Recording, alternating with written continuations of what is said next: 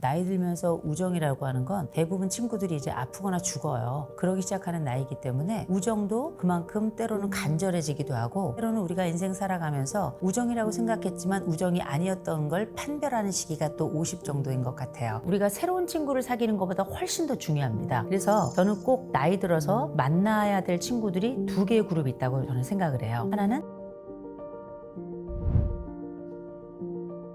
책과 삶 구독자 여러분 반갑습니다. 숭실사이버대학교 교수 이우선입니다. 오늘은 저희가 함께 중년 이후에 우정은 어떻게 해야 될 것인지, 그리고 어떻게 하면 좋은 사람들을 만날 수 있을 것인지, 그리고 피해야 될 사람은 어떤 사람들인지 구분하고 나누어서 꼼꼼하게 살펴보겠습니다. 내가 중년인가 아닌가를 판별하는 기준이 있어요. 모이면 아픈 얘기하고 흩어지면 병원 간다. 제가 이렇게 얘기를 하는데, 그 얘기는 뭐냐면 변화가 많은 시기인 만큼 우리가 50이 되면 돌연사도 많아지고요. 50이 되면 부모들도 떠나게 되고요. 50이 되면 자녀들도 떠나게 되고, 동시에 퇴직을 하게 되면서 친구들도 떠나게 되고, 자녀들이 떠난다는 얘기는 뭐냐면 이미 성장한 아이들 그 과정에 만들어진 엄마들 네트워크도 그때는 좀 달라지는 시기가 되는 거거든요. 50이 된다는 건 떠날 자가 많아지는 시기이고, 50이 된다는 건 때로는 만나지 못할 사람들도 생겨난다는 얘기라서 관계의 재정립이 필요한 시기이고, 관계를 엄밀히 말하자면 돌아보는 것을 넘어서 다시 한번 재구축해야 되는 시기, 이때가 바로 중년이고 50 이후의 삶이기 때문에 인간관계에 있어서, 특별히 사람 관계에 있어서 50이라는 나이는 굉장히 중요한 또 한 번의 계기, 또 문지방을 넘는 시기, 동시에 하나의 새로운 시작 포인트다라고 보시면 될 것 같습니다.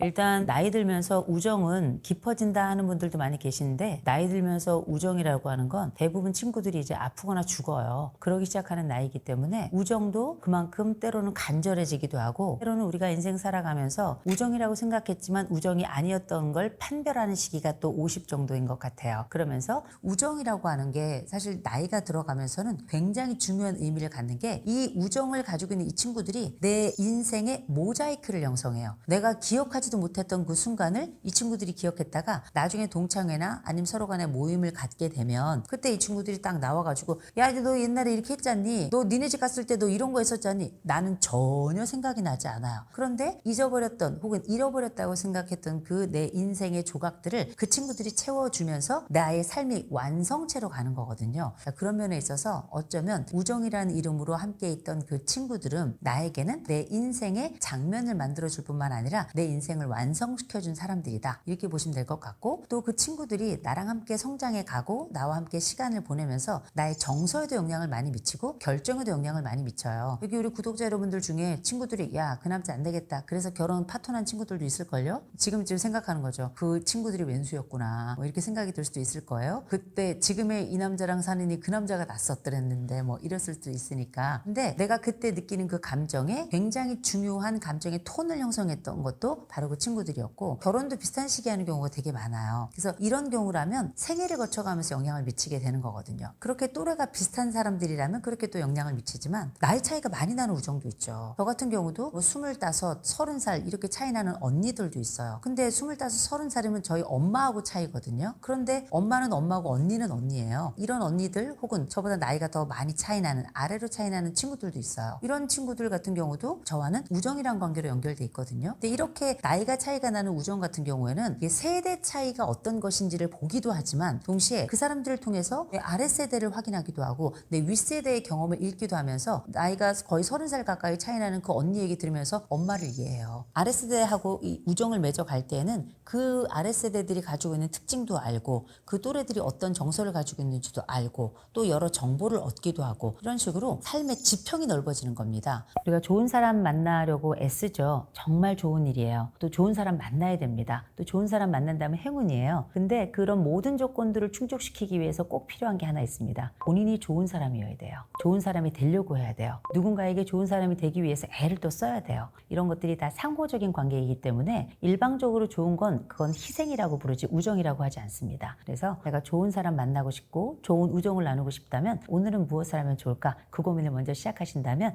여러분들은 벌써 그 옆에 좋은 사람들이 바글바글 할 겁니다. 만나면 좋은 친구 있잖아요. 만나면 좋은 친구 맞아요. 그런데 친구들도 이렇게 좀 만나보면 어떤 애는 좀 꿀꿀해요. 어떤 애는 좀 밝아요. 어떤 애는 너무 잘난 척을 해. 정말 밥맛 없죠. 그리고 어떤 애들은 굉장히 또 웃긴 애들이 있어요. 근데 이런 친구들이 다 다양하지만 그런 친구들 중에도 더 만나고 싶은 친구들이 있고 덜 만나고 싶은 친구들이 있습니다만 그럼에도 불구하고 저는 기본적으로 만나라 이렇게 말씀을 드려요. 왜냐하면 우리가 20대 30대 친구들하고는 완전히 다릅니다. 20대 30대 친구들은 그냥 뭐 상처를 주기도 하고 상처를 받기도 하고 나이 먹는다고 상처 안 받고 상처 안 주는 건 아니에요. 그러나 이 친구들이 나의 기억을 가지고 있고 두 번째로는 이 친구들은 어쨌든 오랜 세월을 거쳐서 검증이 된 친구들이에요. 이 검증이 된 친구들은 우리가 새로운 친구를 사귀는 것보다 훨씬 더 중요합니다. 그래서 저는 꼭 나이 들어서 만나야 될 친구들이 두 개의 그룹이 있다고 저는 생각을 해요. 하나는 슈퍼 친구라는 게 있고요. 또 하나는 삽 친구라고 하는 게 있습니다. 슈퍼 친구라고 하는 게 슈퍼마켓에 같이 가는 친구가 아니고요. 이 친구는 내가 어린 시절 또 지난 시절 생각해 보니까 참 고마웠어. 참 괜찮은 친구야. 심지어 지금 생각해도 괜찮은 친구야. 어떨 땐 또 나를 위해서 나서주고 내 편이 되어주고 어떨 때는 나를 위로해주고 내 옆에 있어주고 또 나와 유쾌한 유머를 나누고 이런 좋았던 기억을 가지고 있던 친구들이 있단 말이에요. 이런 친구들이 슈퍼, 곧 내 인생의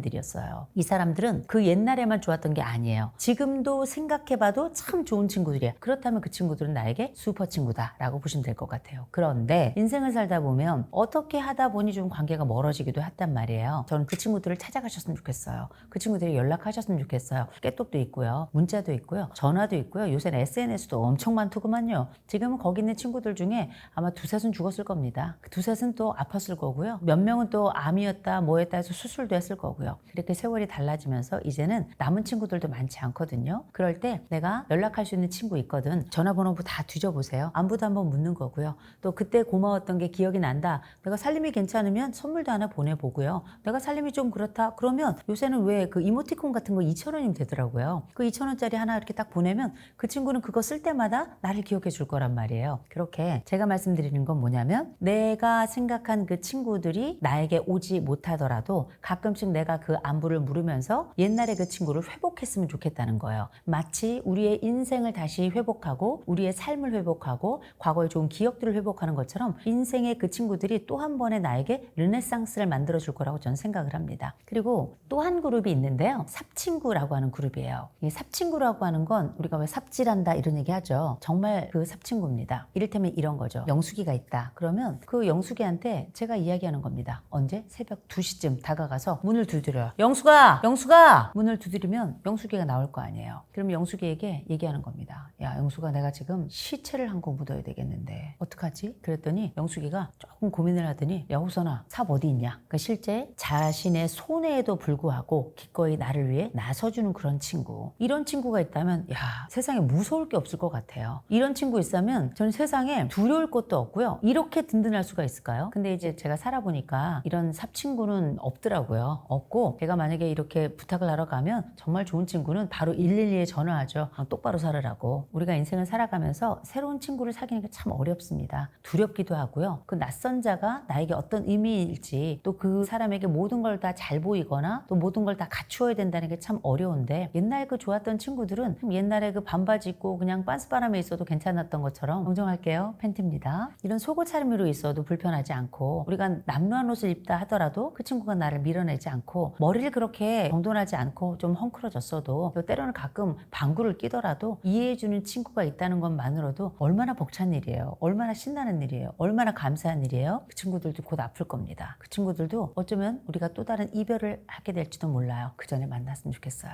전 새로운 친구는 많이 만나라고 말씀드려요. 요새 유튜브들 보니까 손절하라고 뭐 그렇게 많이 얘기 나오더라고요. 손절할 만한 사람은 있죠. 손절하는 거 다 괜찮은데 중년 정도가 되면 손절이고 나발이고 필요 없어요. 남은 게 한 줌이에요. 다 아프거나 죽거나 했는데 뭐 누가 손절할 대상이 있어야 무슨 손절이고 뭐고 할 거 아니에요. 그래서 저는 이런 말씀을 드립니다. 우리가 수명이 길어졌습니다. 그러면 옛날에는 우리가 짧게 살면서 가족 중심의 구성이 굉장히 중요했어요. 내가 내 아이들을 그렇게 키웠듯이 우리 아이들이 나를 그렇게 부양하면서 순환적 부양이 일어났던 그 시절이기 때문에 그때는 우리가 손절하면서 우리 가족들 중심으로 해가지고 살아도 상관이 없었어요. 지금 아이들이 우리를 부양하지 않습니다. 그리고 이제 우리가 마처 시대라고 하잖아요. 마지막 세대이자 부양을 받지 못한 첫 세대라고. 이런 세대들이 시작이 될 때에는 우리가 지금부터는 또 다른 우리를 지탱해줄 네트워크가 필요한 거예요. 관계 네트워크. 네트워크. 그 관계 네트워크라는 거에 내 친구도 내 네트워크가 될 수 있고요. 또 내가 새롭게 만나는 사람들도 또 다른 네트워크가 될 수 있기 때문에 관계에 있어서도 내가 과거에 알고 있던 이런 사람들 플러스 새로운 사람들을 만난다면 우리는 또 하나의 망을 갖게 되는 거라 이제는 손절의 시대가 아니라 연결의 시대인 겁니다. 그래서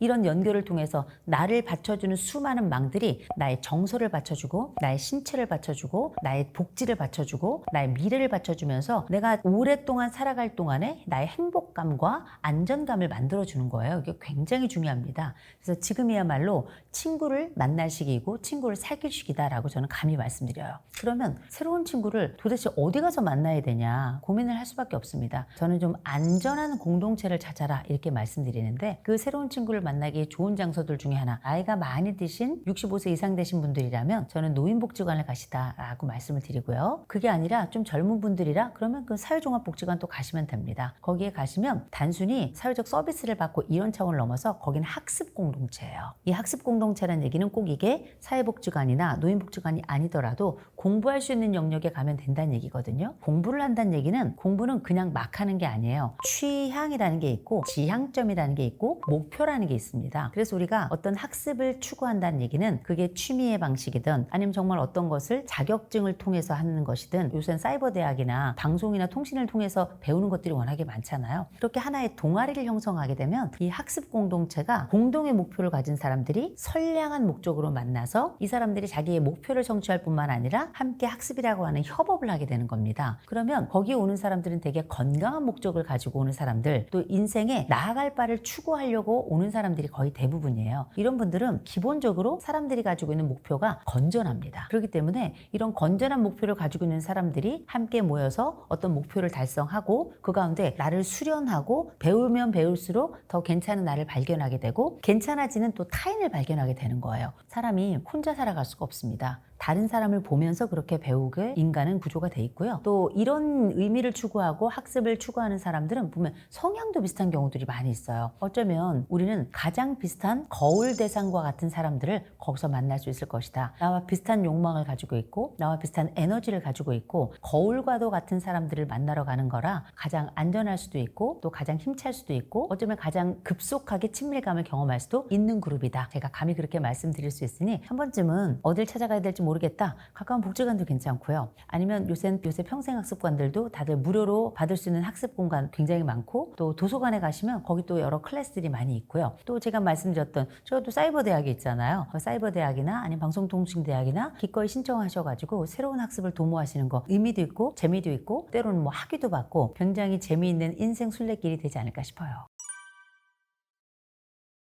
인생 살아가면서 우리가 나이가 든다는 건 필터가 생기는 일이에요. 그러면 우리가 인생을 살아가며 돌아보면 아 얘는 진짜 나쁜 애 악마였어 이런 애들이 있어요. 그런 아이들 또 그런 친구들의 그런 사람들의 특성들이 분명히 나한테 각인이 되어 있을 겁니다. 근데 그거 말고 진짜 절대 만나지 말아야 될 사람 또 있다면 반드시 도망가야 될 사람들이 있어요. 그 사람 저는 두 그룹을 찾는데요. 하나는 뭐냐면 가스라이팅 하는 사람들이에요. 근데 요새 가스라이팅과 관련된 이야기가 많이 나오면서 사람들이 가스라이팅을 많이 오해하시더라고요. 나한테 어떤 일을 반복적으로 하라고 조언을 하는 것도 다 가스라이팅이라고 생각하는 경우 많이 있더라고요. 가스라이팅의 가장 기본적인 전제는 뭐냐면 어떤 이익을 얻는 사람이 있는 거예요. 목적하고 있는 이익이 있는 경우가 있다라는 거. 그래서 이 사람을 장악하려고 한다든지 아니면은 금전적인 이익을 편취하려고 한다든지 아니면은 심리적 권력을 획득하려고 한다든지 이런 여러 요소들이 있을 겁니다. 어떤 사람의 이익을 도모한다면 이건 가스라이팅이 아니에요. 이 사람을 해치거나 혹은 헷갈리게 해서 또 다른 사람이 이익을 얻으려고 한다면 이건 가스라이팅이 될 수 있어요.